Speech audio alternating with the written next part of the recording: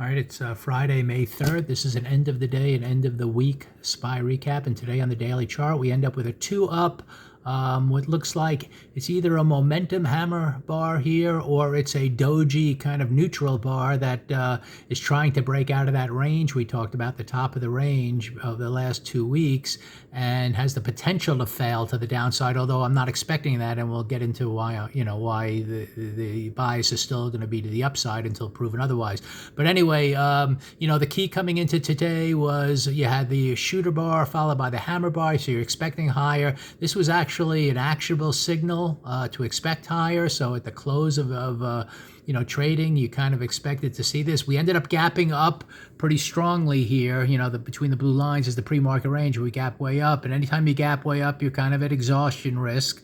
Also, we were at a key breakout point of that range that I talked about, the top of the range. So we're gapping right to that key level. So are we going to get momentum and continue higher, or are we going to fail and come all the way back down? That's what you kind of watch opening price action for. So initially, we had the first bar give us a bit of a hammer bar on its own, and then the bar 2 went up. I bought calls here just for the fact that we might break out, even though I know we're at a little exhaustion risk. I never love playing these gaps and then the continuation higher. I'd rather get the first pullback. But anyway, just knowing it could be a key breakout level in the bigger picture, I went for it. And then I saw it was grinding up, not really moving. Then it kind of went up, and some economic news came out. The bid-ask spreads on these options got a little crazy the way I was looking at it. I immediately exited because I saw it coming down with some little economic release, and I know we're at an area here that could be a failure. The gap up out of this range, if it wants to fail, it was possible. So anyway, I got lucky and got a small gain on this. I think if you didn't and you entered here, you would have to kind of exit right when it hit the midpoint of that first bar. That's kind of the way I look at things, and continue to watch it. And I shot a video describing how at that point I was still biased to the upside. I was going to watch for the red to green move, and that unfolded here at the red line where I bought this eventual green bar right here, and then it ended up being a nice secondary trade, and really the proper trade to take on a gap up like this, the first pullback green move, and it went up for the rest of the session. If it would have failed up here, what I would have wanted to see if this big red bar was all kinds of red, heading lower, and then maybe I would have considered the first pullback and a push to new lows. But instead, right after that bar, you could see we had a bar that brought in a buying tail, then another bar that brought in a buying tail. You could tell it wasn't building any momentum to the downside. This little green bar, didn't follow through. It went red again, but very small, just barely took out the low of the day, and then boom, the green bar again. So that, to me, I was waiting for this kind of red to green kind of play. I bought the calls here, and it was a very nice trade to end the session. Although we end up, kind of did we really break out of this area? Yeah, it seems like we are, and this type of bar usually leads to higher prices going forward. So if that happens, I'm perfectly comfortable. I don't see this as real exhaustion risk to the upside. I see it more as a breakout type of thing that might have just paused temporarily and can build a lot of momentum to the upside. The other thing that could happen is we could start a 2 down,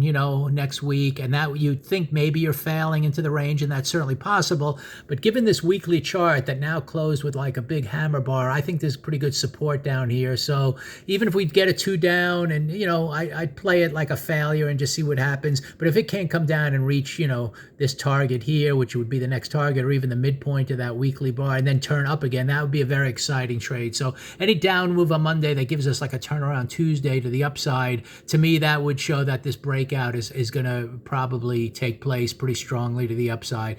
So that's something to look for. I mean, again, we're at the very top of this range, so it is possible we fail right out of the gates next week and start lower. We'll see what happens. But the main thing too is on the monthly chart now, we're green, and the opening price action is this purple line. So that's the good thing about the strat and the way it uses multiple time frames and the flip in order to kind of gauge where to be at any moment in time. And even though this was a big red bar all month long, we were kind of biased to the downside on this flip. And now that we have a green bar, and I'm biased on this time frame, which is the monthly time frame, to the upside. The weekly chart is obviously up, the daily chart's up, and starting yesterday, that was the beginning of this whole move up. And I think anyone looking at just a chart, typical technical analysis, they would never have looked at this bar as kind of a key potential turning point to the upside. You're moving down, there's nothing special going on here, but in terms of the flip and the way you kind of look at multiple time frames,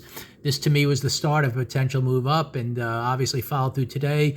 The best trade on a gap up is the typical red to green move, and that was, that gave you, a good trade to the upside, even though we didn't quite hit the highs of the day, which would have been the target, but there was plenty of room for a good, profit in here. So we will see now what unfolds for the rest of the week or into next week and for the rest of the month.